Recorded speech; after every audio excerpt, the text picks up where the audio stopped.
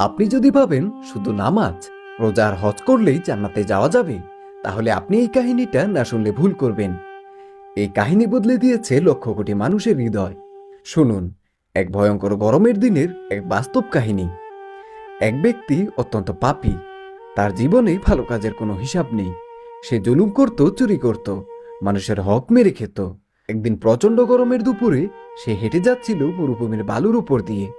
তার গলায় তৃষ্ণা, চোখে পানি নেই, মুখে শক্তি নেই। বেঁচে থাকার লড়াইয়ে সে পৌঁছায় একটা কূপের কাছে। সে কূপে নেমে পানি খেয়ে বেঁচে যায়। ঠিক তখনই সে দেখতে পেল একটা কুকুর জিহ্বা বের করে হাঁপাচ্ছে, তৃষ্ণায় কাঁপছে। এই লোকটা থমকে গেল।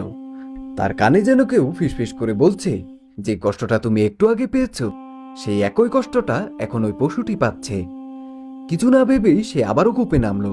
নিজের জুতোতে পানি ভরে সেই কুকুরটিকে পান করালো। মানুষ দেখেনি, কেউ বাহবা দেয়নি, কিন্তু আল্লাহ তাআলা দেখেছিলেন। আল্লাহ তাআলা সেই বান্দার একটিমাত্র কাজ দেখে তার অতীতের সব পাপ ক্ষমা করে দিয়ে তাকে জান্নাত দান করেন। এই পাপী লোকটা জান্নাতে গেল শুধুমাত্র একটি ভালো কাজের কারণে। আজ আমরা নামাজ পড়ি, রোজা রাখি, অথচ মানুষের সাথে খারাপ ব্যবহার করি। আমরা পশুদের কষ্ট দেখি, কিন্তু তাকিয়ে থাকি চুপচাপ।